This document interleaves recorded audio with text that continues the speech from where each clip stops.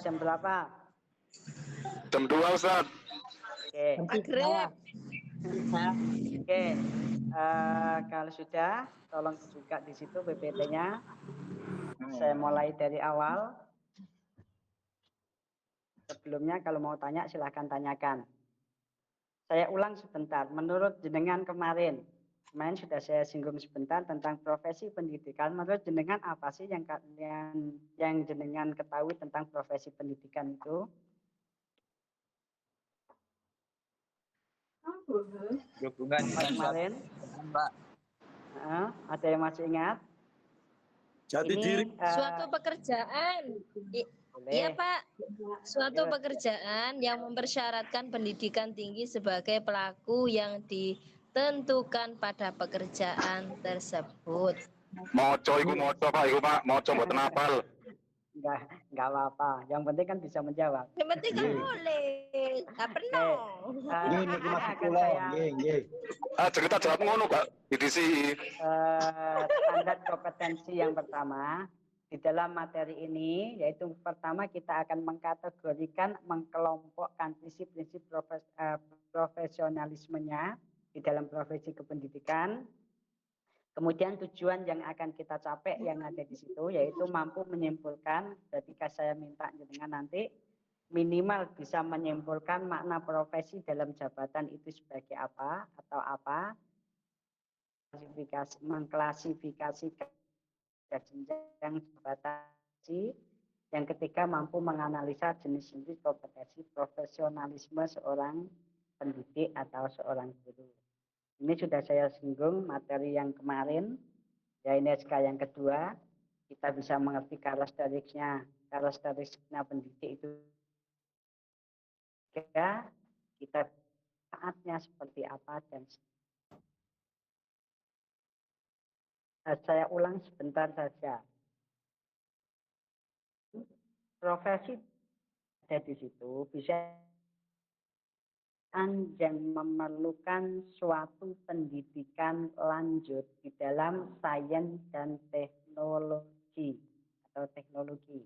Itu bisa diartikan seperti itu. Itu secara umum.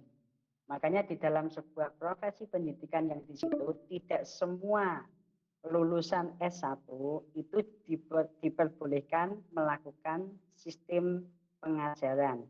Jadi syaratnya di situ apa? Yaitu harus ada yang disebut apa?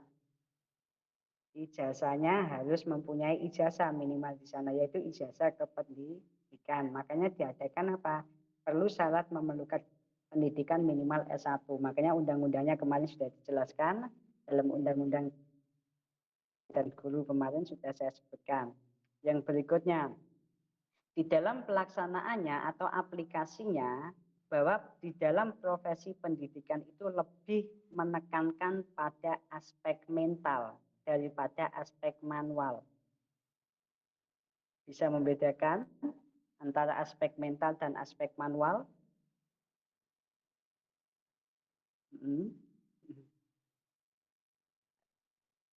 Sudah kan? Dereng, Pak. Kalau aspek mental berarti apa di situ? Berarti yang berhubungan dengan orangnya, pelakunya. Di dalam pelakunya berarti yang disiapkan di situ apa saja kalau di dalam aspek mental? Orangnya, Pak. Makanya kalau kita masuk ke sistem dosen, makanya di situ diadakan apa? Seorang dosen harus mengikuti tes psikologi terlebih dahulu. Ya, Karakter, Pak, karakter. Karakternya atau behaviornya di situ, tingkah lakunya itu dimasukkan dalam aspek mentalnya. Di samping itu juga dilengkapi dengan apa? Dengan persyaratan yang mendukungnya. Sudah. Yang ketiga, senantiasa bisa menggunakan teknik dan prosedur yang berpijak pada landasan intelektual yang telah dipelajari secara baik itu sengaja, berencana, dan terus melakukan pengembangannya. Jadi di situ apa? Kita harus mengikuti prosedur-prosedurnya dan tekniknya seperti apa di dalam melaksanakan dalam profesi pendidikan.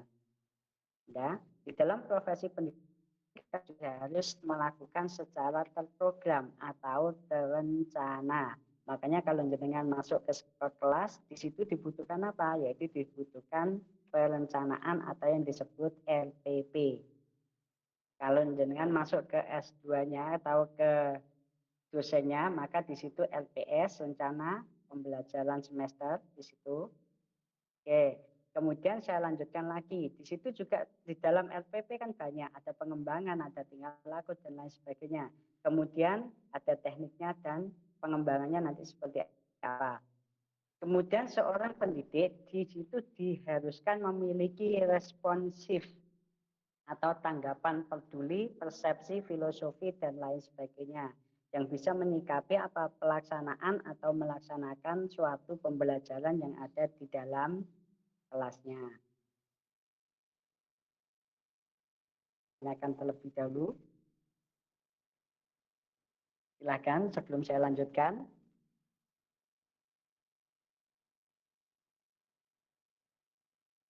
Halo. Ya, Pak. Ngapunten, Pak. Lanjut. Yang mental tadi, Pak. Yang mental sebentar. Mentalnya saya Oke. ulang. Boleh niku. Dekat jalan raya, Pak. Kebisingan. Ya. Sebentar.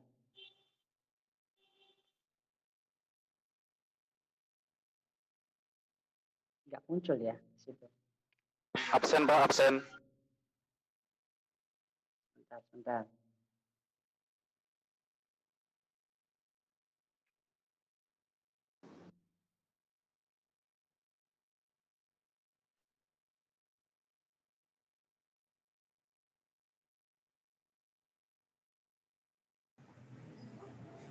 Bentar ya, matikan dulu sharingnya. Oke, tak ulang kembali yang tadi. Ada yang mau tanyakan? Betul, Pak. Oke, kalau tidak ada mau tanyakan, saya lanjutkan.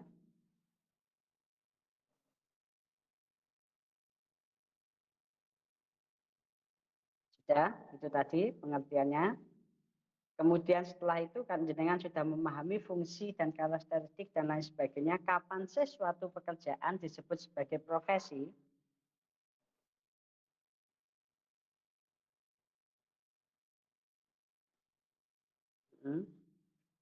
Kapan pekerjaan itu disebut sebagai profesi?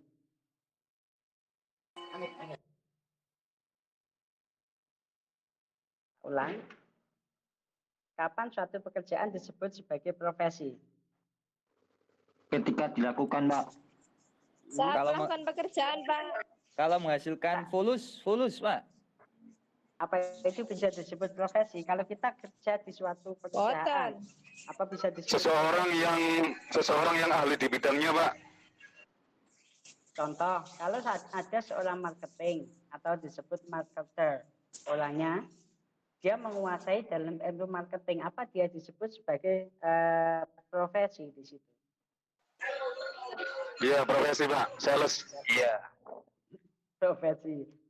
Oke, di sini saya jelaskan sebentar.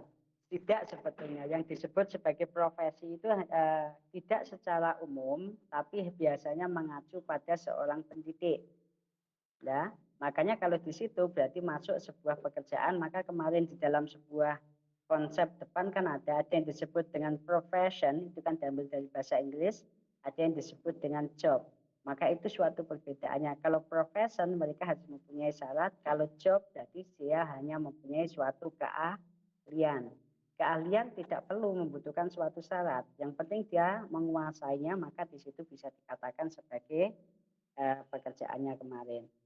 Kemudian menurut pendapatnya Mills atau Walmer, itu menjelaskan di sini yaitu seorang profesi, kapan kita disebut sebagai profesi, ketika seseorang itu memiliki spesialisasi atau potensi khusus dengan latar belakang teori yang luas. Itu yang pertama. Kemudian merupakan karya yang dibina secara organisasi atau organisatoris. Kemudian di dalam sebuah organisatoris diperlukan 4 tahap, yaitu ada keterikatan dalam suatu organisasi secara profesional, kemudian memiliki otonomi jabatan, yang ketiga memiliki kode etik jabatan, ya, yang keempat merupakan karya bakti seumur hidup. Itu biasanya hanya terdapat pada tempat pendidikan atau di tempat-tempat kampus, sekolah, dan seterusnya. Kemudian yang keempat ada yang disebut diakui masyarakat sebagai status profesional. Yang bisa menjadikan status itu menjadi profesional itu dicirikan dalam 4 bidang. Yang pertama yaitu memperoleh dukungan masyarakat, jadi diakui ada legalization, sebuah legalitas di situ. Kemudian mendapatkan pengesahan dari pelindungan hukum, memiliki prasyarat kerja yang sehat, dan memiliki jaminan hidup yang layak. Itu adalah syaratnya, kriterianya. Kemudian berikutnya, menurut Westby dan Gibson, ciri-ciri seorang profesionalisme atau profesi di bidang kependidikan itu dikelompokkan menjadi beberapa kategori, yaitu yang pertama, diakui masyarakat dengan layanan profesional. Itu yang pertama, tadi sudah saya bahas hampir mirip dengan pendapat yang di atas, memiliki sekumpulan bidang ilmu pengetahuan atau disebut ilpeng sebagai landasan dari sebuah teknik dan prosedur yang unik. Kemudian yang tiga, diperlukan persiapan yang sengaja dan sistematis sebelum melaksanakan tugas. Makanya seorang pendidik itu diperlukan yang disebut ijazah minimal D4 atau S1. Oke, maka sebelum dia lulus ke situ, maka dia tidak diizinkan memilih profesi seorang guru atau pendidik. Kemudian memiliki mekanisme untuk menjaring, kemudian memiliki organisasi yang disebut profesionalisme atau profesional. Profesional itu seperti apa? Yaitu mempunyai kriteria seperti di atas tadi, yaitu ada keterikatan, memiliki otonomi, kode etik, dan lain sebagainya. Itu yang disebut sebagai profesionalisme. Yang mau tanya silakan. Sebelum saya lanjutkan. Pak, tanya Pak. Ya, silakan. Oke. Kata jenengan kalau sebelum S1 tidak bisa mengajar, enggak ya? Oke, maksudnya tidak diakui secara, kalau ngajarnya sih bisa, tapi tidak diakui secara resmi. Oh, gempon, gempon. Indonesia sing ngoten. Belum formal Pak ya? Ya, betul. Kalau ngajarnya boleh. Nggih. Soalnya kan udah banyak kan, Pak. Ya, makanya tadi kan ada pengakuan masyarakat atau pengakuan sebuah sistem secara profesionalismenya tadi yang ada di baik itu di dapodik atau di data-data yang berkaitan di situ. Itu maksudnya. Bukan tidak boleh mengajar. Maksudnya. Monggo.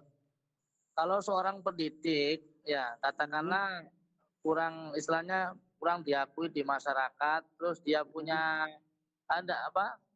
tidak punya syarat keijazahan kayak tadi ya D4 atau S1. Apakah itu di sekolahnya dia bisa punya basic ngajar? Apakah bisa dikatakan seorang pendidik yang profesional itu, Pak? Belum bisa. Kenapa belum bisa? Kalau dalam pelaksanaannya dia sudah bisa diakui sebagai seperti itu. Tapi di dalam, makanya tadi kan ada dua. Ada yang secara mental, ada yang secara manual atau yang berkaitan dengan pendidikannya atau organisasinya. Secara umum dalam pelaksanaannya mereka sudah bisa dikatakan seperti itu. Tapi berdasarkan organisasinya maka mereka belum legalization atau belum legal atau belum bisa dikatakan belum bisa memenuhi syarat sebagai seorang yang profesionalismenya di situ. Itu maksudnya. Makanya Makanya di situ timbul perbedaan antara profesionalisme dan tidaknya itu tergantung daripada syarat yang ada tadi. Sudah? Berarti ustadz, kiai, pendai, penceramah bukan profesi Pak ya? Bukan profesi. Oke. Kalau bukan profesi dikatakan apa itu Pak? Jasa atau gimana?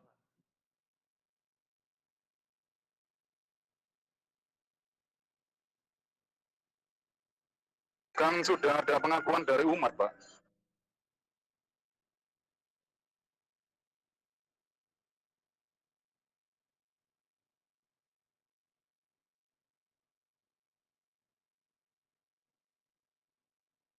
Umat Allah ta, Pak.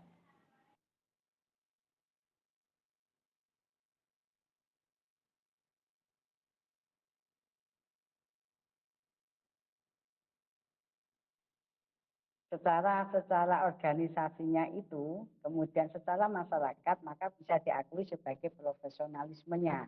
Tetapi secara organisasi itu belum bisa dikatakan semacam itu. Itu maksudnya. Itu kalau berdasarkan kriteria yang ada. Yang dimaksud organisasi itu kayak apa Ustaz? Organisasi itu kan banyak. Ada organisasi yang membutuhkan sebuah legalitas. Makanya organisasi di situ kan mempunyai sebuah otonomi, itu kan organisasi, mempunyai kode etik, ya kan, mempunyai ADART, peraturan-peraturan yang resmi, baik itu secara umum atau secara khusus.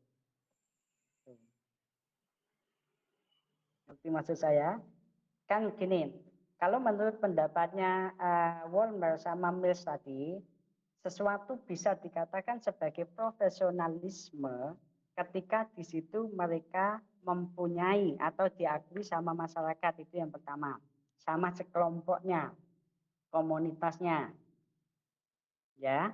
Kemudian dari komunitas itu dijalankan sesuai dengan aturan-aturan yang ada di dalam organisasinya. Ya. Tapi kalau di dalam sebuah pendidikan, makanya itu yang dikatakan sebagai guru profesionalisme kan itu. Ya kan? Jadi dia mempunyai apa? Prasyarat yang ada, yaitu ijazah S1-nya itu. Paham maksudnya? Kalau yang Yai apa? Ulangi. Ceramah kayak ulama itu ya ikut yang pendapatnya yang ini. Ustaz.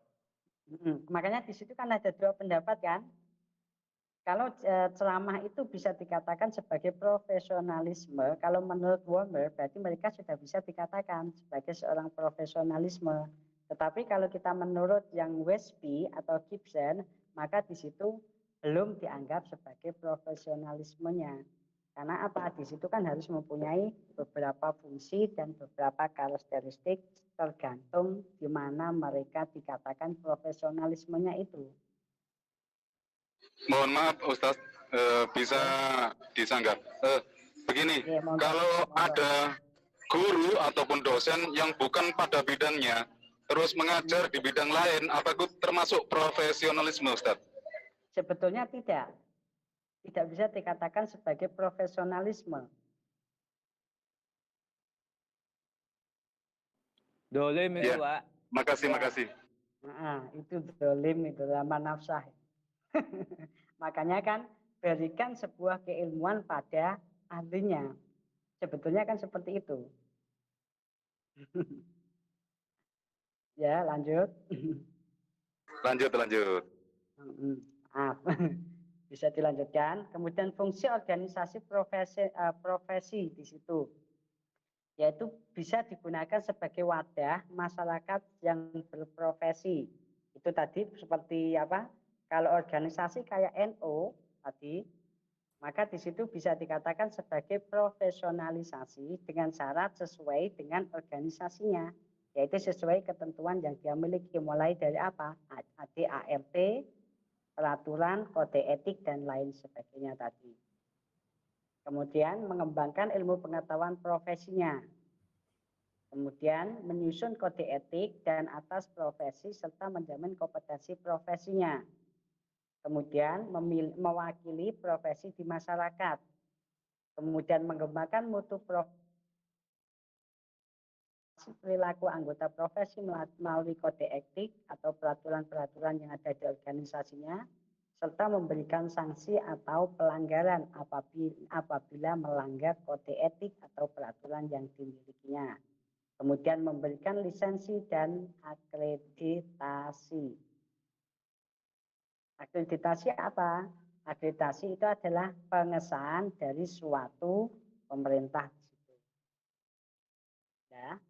Kemudian profesi-profesi yang kedua yaitu meningkatkan studi dan penelitian TIA, menjamin layanan yang efektif dan informasi yang relevan bagi anggotanya. Jadi bisa meningkatkan, mengadakan kerjasama dan lembaga lain untuk mendukung layanan, kemudian menanggapi pendidikan atau terhadap ketentuan hukum yang berkaitan dengan organisasi tersebut. Silakan. Yang mau tanya? Ya Pak, mau tanya Pak ya. Lanjut Ustadz, lanjut. Profesional. Ya, silakan yang mau tanya. Ukuran profesionalisme itu Ustadz ya. Kalau kita lihat di lapangan ya, di dunia pendidikan, kadang-kadang itu banyak yang pendidik yang bukan di bidangnya. Kalau misalnya saya tahu kapan itu ada ya, dia ijazahnya itu SPAI, terus dia itu ngajar TK gitu loh. Ya, jadi ukuran profesionalisme itu menurut jenengan itu gimana Ustaz? Oke, makanya ada dua di situ. Kalau kita melihat dari segi ilmunya, makanya di situ kan ada dua. Ada yang berkaitan dengan instansinya atau organisasinya, ada yang berkaitan dengan pelaksanaannya. Dari sini dulu, ngerti maksud saya? Ya. Oke. Kalau berdasarkan pelaksanaannya, kalau seseorang itu bisa melaksanakan tugasnya secara baik, sesuai dengan ketentuan dan aturan yang ada, dan bisa tersampaikan secara total, maka itu bisa dikatakan sebagai profesionalisme. Sedangkan kalau menurut instansi, kelompok atau organisasi, maka sebuah organisasi itu kan mempunyai aturan-aturan tersendiri. Contohnya kalau di sekolah, kalau dia tidak mempunyai ijazah, maka dia belum bisa dikatakan sebagai profesionalisme di situ. Bisa membedakan di situ, ngerti maksud saya?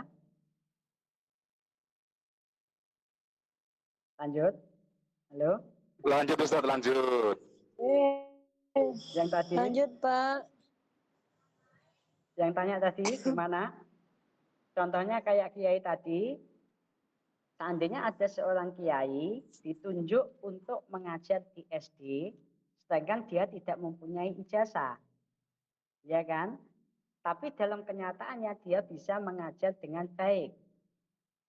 Nah, untuk kalau dilihat dari segi keilmuannya, makanya di sini ada yang disebut dengan sains keilmuannya, maka itu bisa dianggap sebagai seorang profesionalisme di dalam melaksanakannya. Ya, makanya di situ kan ada dua konsep tadi.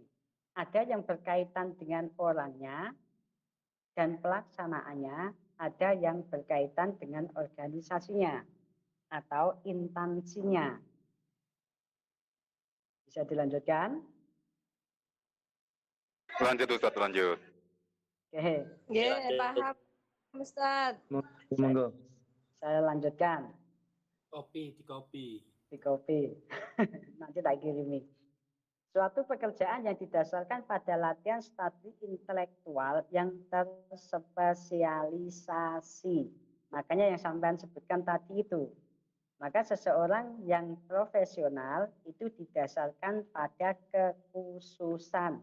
Contoh, Kalau jenengan di pondok, jenengan ahli tajwid, kemudian jenengan ngajarkan fikih.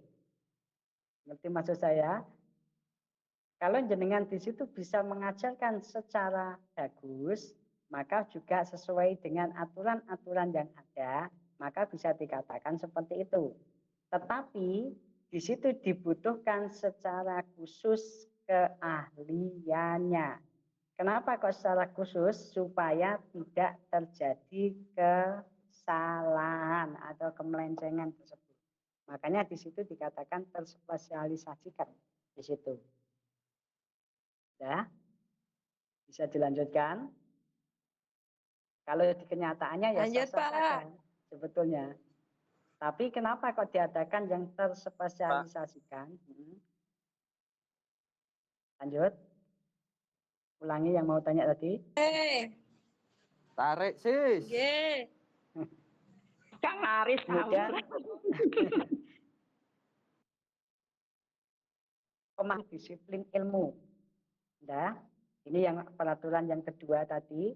Makanya kalau kita dasarkan pada instansinya, penguasaan pengetahuan keahlian yang dipergunakan untuk tugas-tugas secara khusus. Itu maksudnya.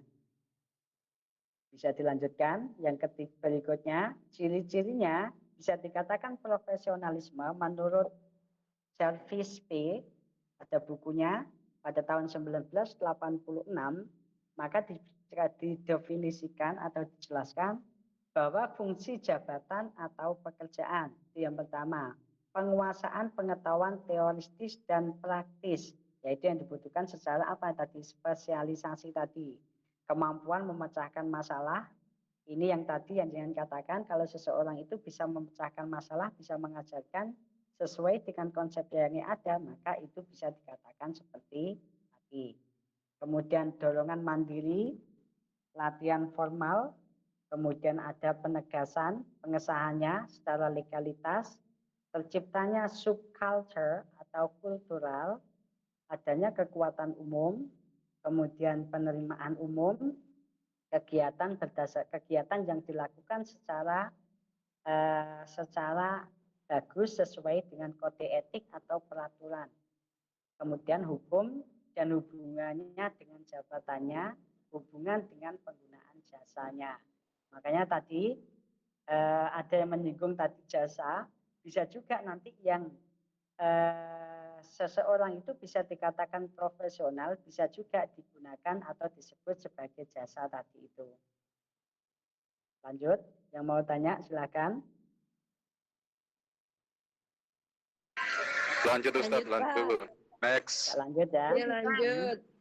Nah, ini banyak teori-teorinya sebetulnya yang bisa mengacu pada profesionalisme.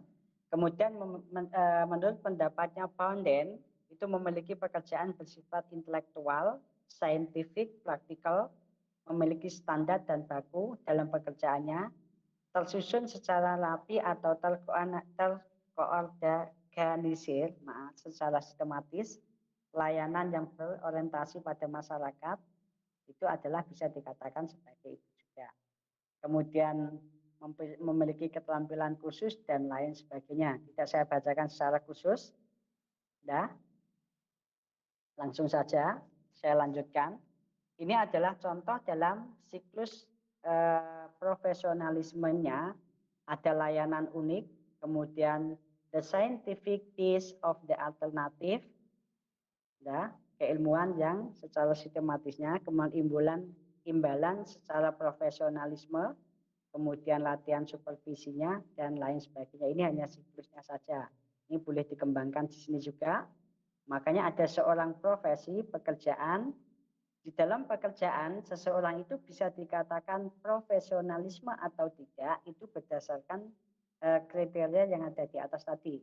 Makanya di situ ada seorang pekerja atau profesi, kemudian tingkah lakunya bisa dilakukan sebagai profesionalisasinya, kemudian orang itu akan bisa disebut sebagai profesional di dalam melaksanakannya, kemudian timbul profesionalismenya di situ. Sudah? dan hasilnya akan menjadi profesionalitas. Ini kan dari satu kata sebetulnya, dari bahasa Inggris. Dari kata profession, ya kan di situ, professionalism, dan seterusnya. Kemudian ini pekerjaannya, ada yang dilakukan secara pekerja full time, membangun lembaga pendidikan, menentukan asosiasi, dan seterusnya yang ada di situ. Silakan. Tak lanjutkan sebentar. Profesionalisme secara umum bisa ditujukan atau tidak didasarkan pada dua hal. Orang yang menyandang suatu profesi, dan yang kedua yaitu penampilan seseorang dalam melakukan pekerjaan yang sesuai dengan profesinya. Ini yang berdasarkan tadi, yang saya bahas berdasarkan instansinya. Bisa dipahami tadi?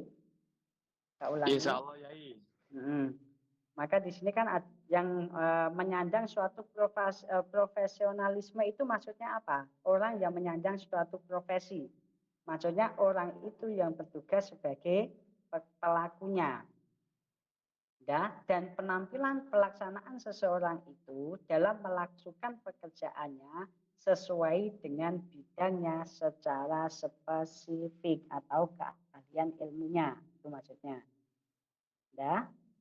Ciri-cirinya yaitu mereka itu mempunyai sifat integritas, mandiri, mereka berkompetensi, peduli dan tanggap terhadap situasi dan keadaan, mempunyai komitmen yang bagus, interpersonal dan baik itu secara personal atau intrapersonal, kemudian dia mempunyai keseimbangan atau kesinambungan terhadap yang lainnya.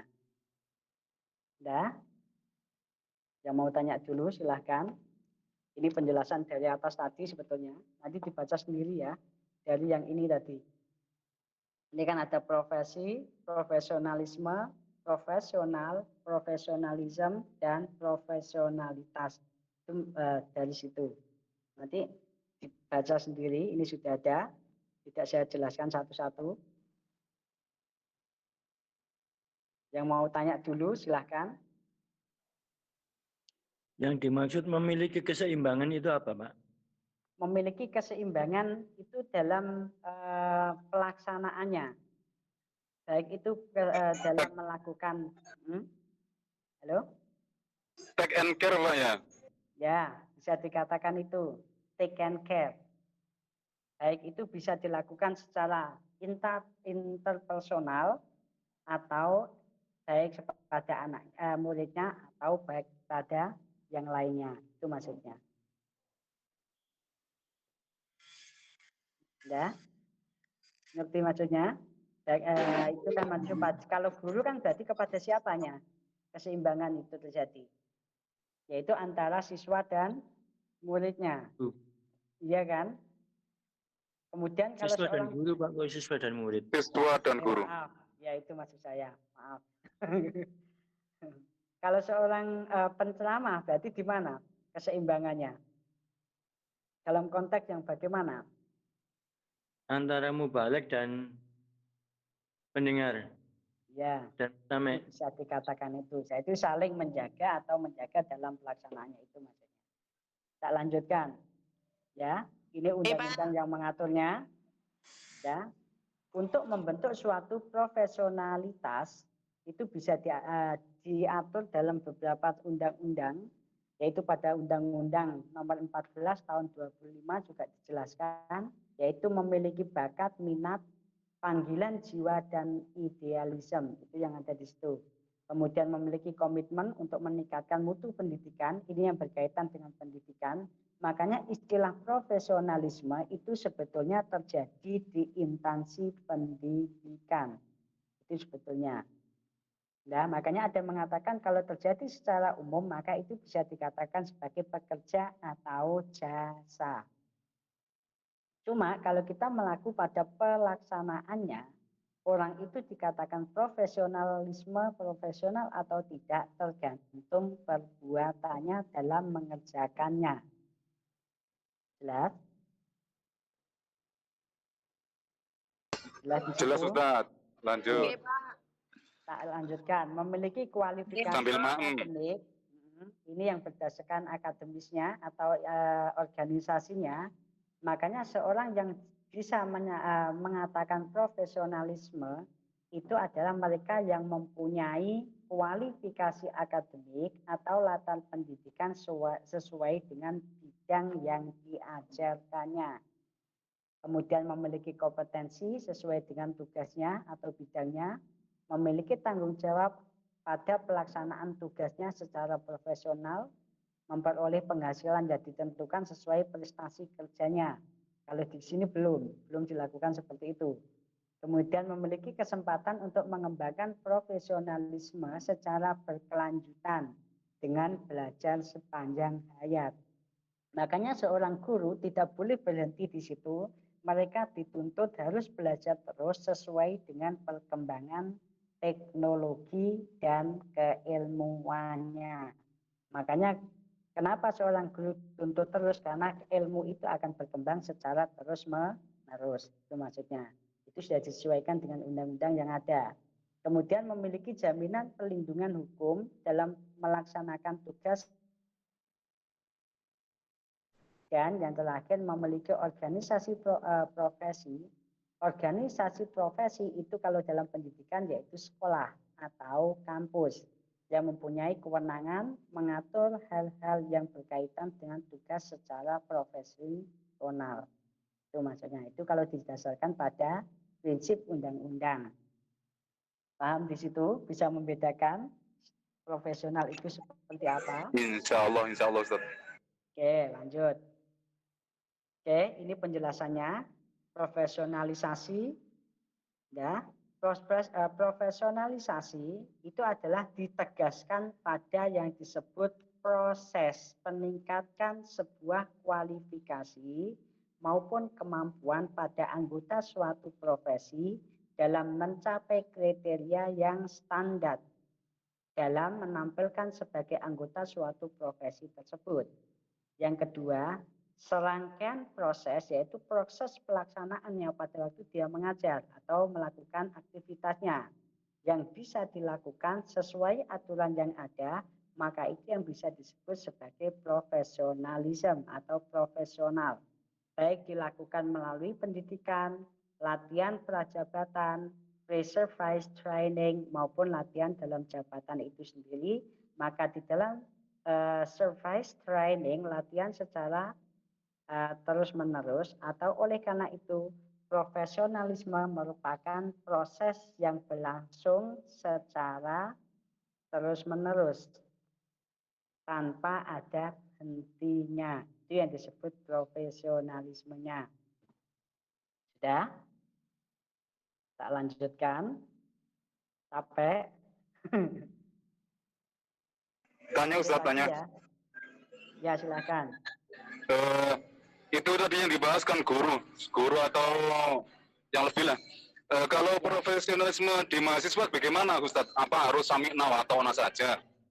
Makasih. Ya, profesionalisme seorang mahasiswa di situ adalah seorang mahasiswa yang sesuai dengan aturan yang ada di dalam kampus. Makanya di situ kan tadi saya bagi dua kan, ada yang berkaitan dengan orangnya, ada yang berkaitan dengan organisasinya. Paham maksud saya?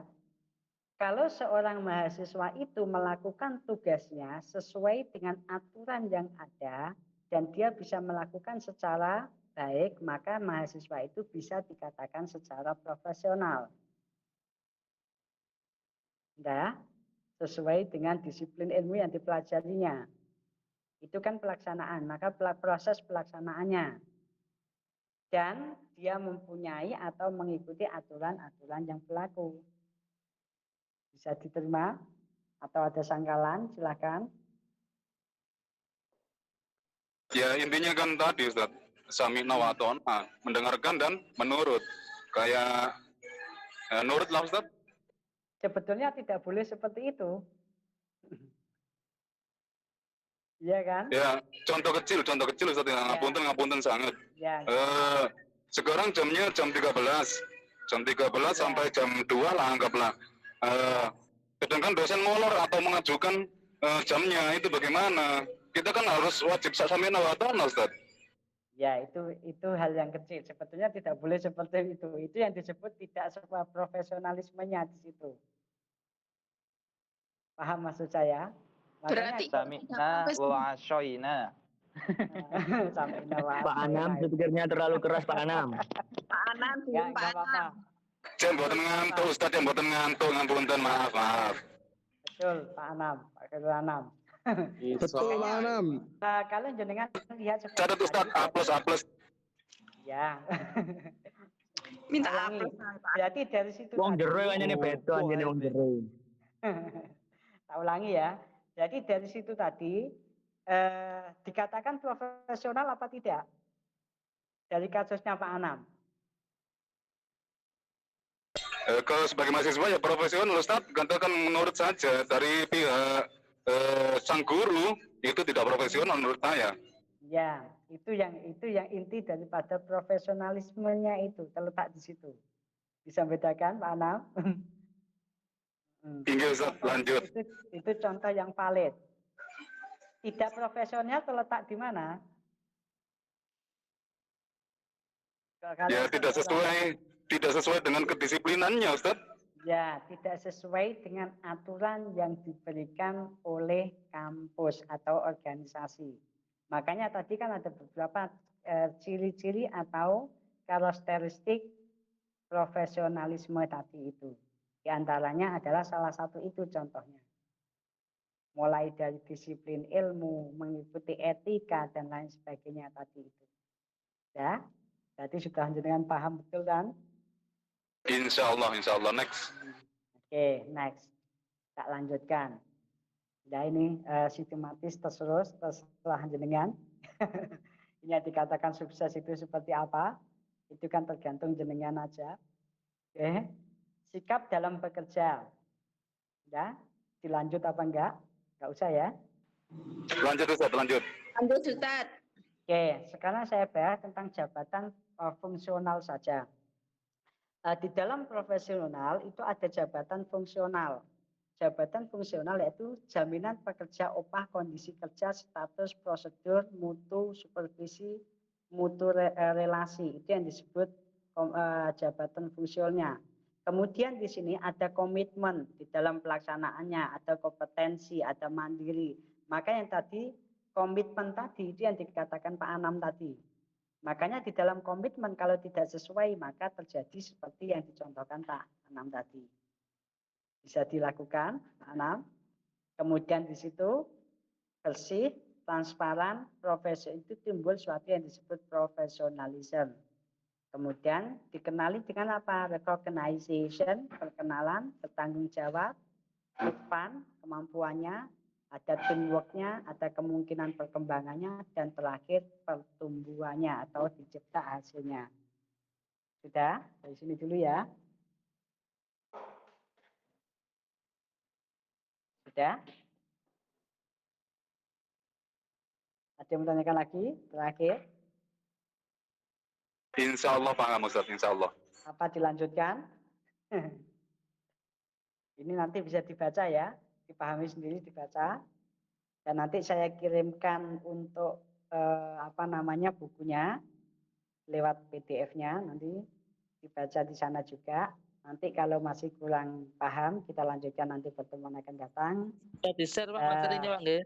Ya, bisa di-sharingkan nanti each other, satu sama lain. Biar tidak samik nawa atokna saja. Maaf. Biar tidak ngantuk Ustaz. Ya betul. Oke, terima kasih ya atas partisipasinya. Kita lanjutkan nanti pertemuan akan datang. Sekali lagi saya minta maaf kalau ada sesuatu yang kurang pas, ada yang menyinggung dan lain sebagainya. Dan Absen dulu Ustaz. Absen dulu buatan. Absennya lewat grup aja ya. Ya, WA. siap. Ya, Grup WA nanti saya screenshot, saya kirimkan ke itu kan ada 2 kan? Nggih. Absennya secepatnya ya. Nanti saya laporkan ke secara online. absen di Google Classroom Ustaz ya. Di grup aja dulu, grup WA aja. Nanti yang karena kita absennya kan pakai online di itu kan, di link itu kan. Jadi di absen di situ aja. Nanti minggu depan saya kirimkan absen lewat Google Classroom. Oke. Bisa dilanjutkan. Terakhir, terima kasih atas partisipasinya. Sebelum saya akhiri, absennya sekali lagi nanti lewat grup masing-masing, lewat WA, ya. Ya dari saya. Assalamualaikum warahmatullahi wabarakatuh. Waalaikumsalam warahmatullahi wabarakatuh.